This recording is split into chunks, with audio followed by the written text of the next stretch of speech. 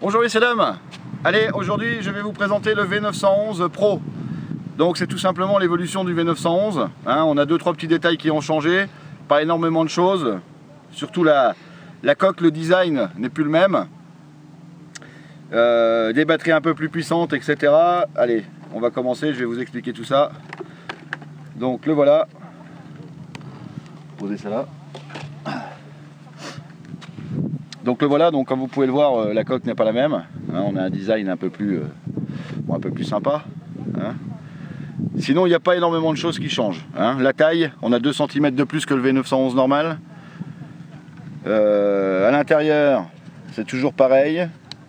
On a le même système de cerveau. Bon, après il faut savoir que le V911, voilà, on ne change pas une équipe qui gagne. Le V911 a fait un carton mondial énorme. C'est vraiment un très bon produit, vachement solide et tout.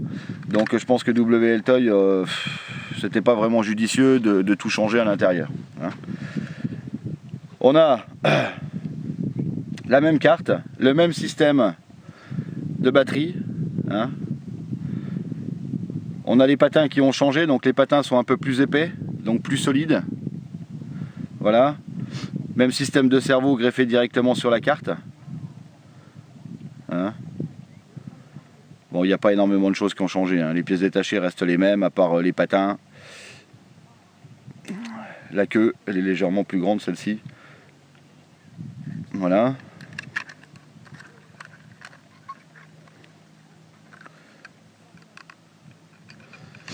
La télécommande, c'est la même que le V911 normal. Tac. Hop. Là, ils ont mis des petits caoutchoucs, donc ça c'est pas plus mal, ça évite que la coque elle ressorte quand on a un petit choc. Les caoutchoucs l'empêchent de sortir. Voilà. Donc, la télécommande. La télécommande est toujours la même. Donc une 2,4 GHz où on a des portées qui sont énormes. Vous savez qu'avec ces produits-là, vous ne serez jamais hors de portée, étant donné que on peut aller très loin et il est petit. Donc par rapport à ça, on ne le verrait plus. Donc on ne sera jamais hors de portée. Le petit écran LCD qui nous donne quelques indications. L'état de la batterie, enfin l'état des piles, pardon. Il y a 6 piles LR6 dans la télécommande, donc on a l'état qui est ici. Voilà. Là on a les trims. Donc trim de marche avant, marche arrière, trim de translation à droite-gauche, trim de gouverne gauche-droite, et les trims des gaz qu'on ne se sert pas, ça sert strictement à rien. Donc les trims se situent ici, d'accord, des petits boutons qu'on a besoin de toucher pour recentrer l'hélico, pour qu'il soit plus stable. Donc je le réexplique vite fait ça, parce que je sais que vous me posez pas mal de questions à ce sujet par rapport à notre site internet. Donc les trims, à quoi ils servent? C'est très simple. Quand vous faites décoller votre hélicoptère, donc vous vous mettez comme il faut derrière votre hélicoptère, vous le faites décoller, vous montez à peu près à 1 mètre. Si jamais votre hélico il part légèrement vers la droite, admettons, ça voudra dire que on peut mettre un peu de trim à gauche pour le faire revenir, pour qu'il soit plus stable. Donc dans les cas là, comme la translation droite, gauche est ici, le trim il est ici. Donc si jamais on décolle et qu'il part légèrement à droite, on va mettre un peu de trim vers la gauche. Jusqu'au moment où il reste bien droit et qu'il ne part plus sur la droite ni la gauche. Par contre, il faut faire ça quand il n'y a pas un poil devant. Ça, il faut le savoir, parce que si vous avez un courant d'air, les trims sont complètement faussés. Voilà. Donc au niveau de la marche avant, marche arrière, c'est pareil. On a la marche avant ici, marche arrière ici. Donc le trim marche avant, marche arrière, il est là. Vous vous mettez derrière, vous faites lever votre hélico. Si jamais il part tout seul en avant, on met un peu de trim en arrière. Il part tout seul en arrière, un peu de trim en avant. Le trim de la gouverne, il est là. Comme on a la gouverne ici, tac, tac. Le trim de la gouverne est là. Si l'hélico, quand il est en l'air, il se met tout seul à tourner sur lui-même vers la gauche, on met un peu de trim à droite. Voilà. Voilà pour les trims. Alors, les petits boutons en haut, on a 2 vitesses tout simplement. Voilà, 2 bips, donc là je passe en 2e vitesse. Donc forcément, on a un débattement de cerveau qui va être plus important qu'en première vitesse. Donc votre hélicoptère va aller plus vite. Il va aller plus vite que ça soit en marche avant, marche arrière, en translation à gauche ou à droite, et au niveau de la gouverne, il va tourner plus vite sur lui-même. Donc ça c'est pas mal quand on a des courants d'air assez forts qu'il faut contrer du vent. Le bouton là, il sert à rien, c'est un petit bouton factice. Donc voilà pour la télécommande. On va faire un petit vol. Alors dans la boîte, on a toujours 2 rotors de rechange, une petite hélice que vous voyez pas mais qui est derrière. Pour charger les 2 accus, donc c'est un chargeur double, on peut charger les 2 accus en même temps. Donc c'est très simple, hein, on a des petites LED rouges là qui s'allument quand c'est en charge. Dès l'instant qu'une batterie est chargée, la LED rouge en face s'éteint, on peut débrancher et on laisse l'autre en charge. Voilà. Les batteries sont un tout petit peu plus puissantes que celles du V911 traditionnel. C'est qu'avant on avait des 130 mAh, là on a des 175 mAh. Hein, donc ça permet de voler un peu plus longtemps. Voilà. Donc il est livré avec 2 batteries. Hein. Bon allez, on va faire un petit vol, on va poser la boîte par terre pour être à plat. C'est pareil, ça c'est un petit détail aussi que je voulais vous dire. Pour les personnes qui commencent, alors que ce soit avec un drone ou avec un hélicoptère, c'est pareil. Quand vous allez vous mettre dans l'herbe, donc c'est très bien de commencer dans l'herbe. Hein. C'est important, au moins si vous choquez, bah, vous avez moins de casse. Par contre, prenez toujours une surface plate. Vous voyez, là je vais mettre la boîte par terre pour être bien à plat. Je pourrais prendre une planche de bois, je pourrais prendre une dalle, je peux prendre n'importe quoi. Mais si on est dans l'herbe, eh ben on ne se met jamais dans l'herbe directement. Sinon, vous allez avoir votre hélico qui n'arrivera pas à décoller, qui va se mettre sur le côté systématiquement. Hein. Donc pour mettre la batterie, toujours le même principe derrière. On a une petite encoche là, une petite encoche dans le passage de la batterie et on met les deux ensemble, on clipse. Voilà, tout simplement. On pose l'hélico. Voilà. Les gaz en bas.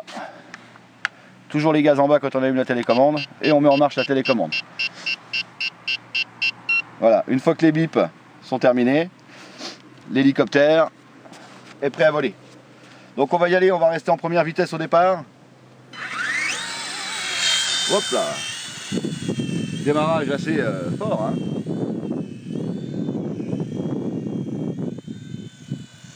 Voilà, donc on a une stabilité qui est phénoménale, hein, comme vous pouvez le voir. Vous voyez, là je suis un petit peu à contre-vent, hein, je lutte parce que je suis en première vitesse. Donc j'ai du mal à revenir, donc là je joue uniquement avec mes gaz et ma puissance. Je reste à fond en permanence et si je veux avancer vraiment, je vais mettre de l'altitude là. Voilà, et là je parle. Et voilà, c'est parti. Là il parle. Même le vent, là j'ai contré le vent. Qu'au début j'arrivais pas à le contrer. Je me suis simplement servi de la marche avant et en même temps...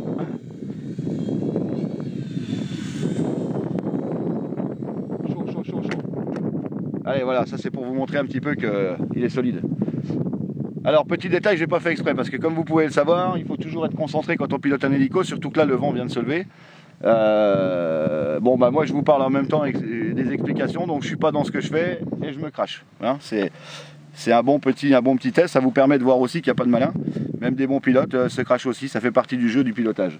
En attendant, c'est un hélico qui est relativement solide, bon bah voilà, ça vous permet de voir un petit crash, ça vous montre qu'il n'a rien de cassé.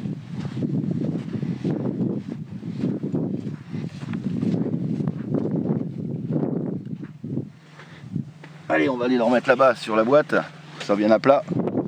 Non, bah il est nickel. Hein. C'est rien ça. Bon, puis en plus on est sur du sable un peu dur, donc il lui en faudrait quand même beaucoup plus que ça pour le casser. Parce qu'au niveau de la solidité, c'est la même que le V911 traditionnel, hein, qui est super solide. C'est un produit qui est vraiment adapté au choc, hein, c'est ça qui est bien. Bon allez, on va redémarrer, je vais me mettre en deuxième vitesse. Donc j'appuie là, 2 bips, deuxième vitesse.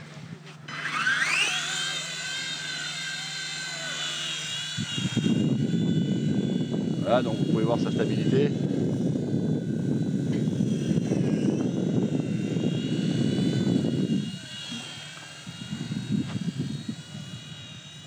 Vous voyez, là j'ai un peu de vent, bah, il me le pousse, là je fais rien en fait. Hein. Vous voyez, le vent me le pousse. C'est normal. Si je veux contrer marche avant, bon bah là ça suffit, il revient. Par contre s'il n'était pas revenu, je me serais servi en même temps de la puissance de mes gaz. J'aurais mis plus de gaz, comme si je voulais prendre de l'altitude. Mais c'est pas pour prendre de l'altitude, c'est simplement pour faire tourner mes rotors plus vite.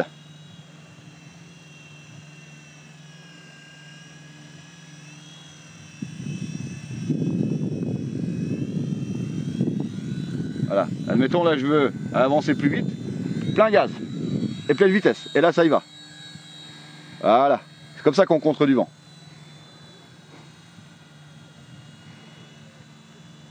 Allez, on va revenir.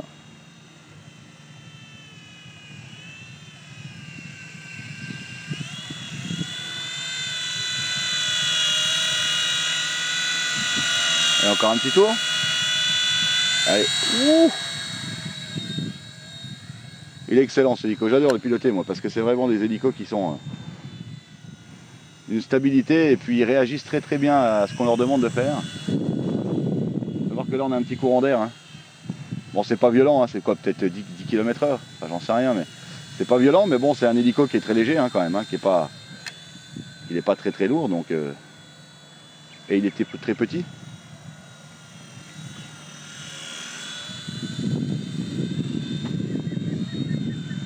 Il est sympa, hein, franchement, il est très sympa à piloter. Hein. Allez.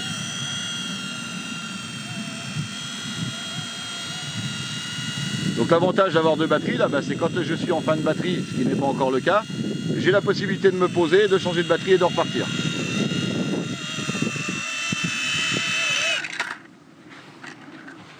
Voilà messieurs dames, donc c'est le V911 Pro que vous trouverez sur notre site internet vosgemodelisme.fr. Merci beaucoup, au revoir.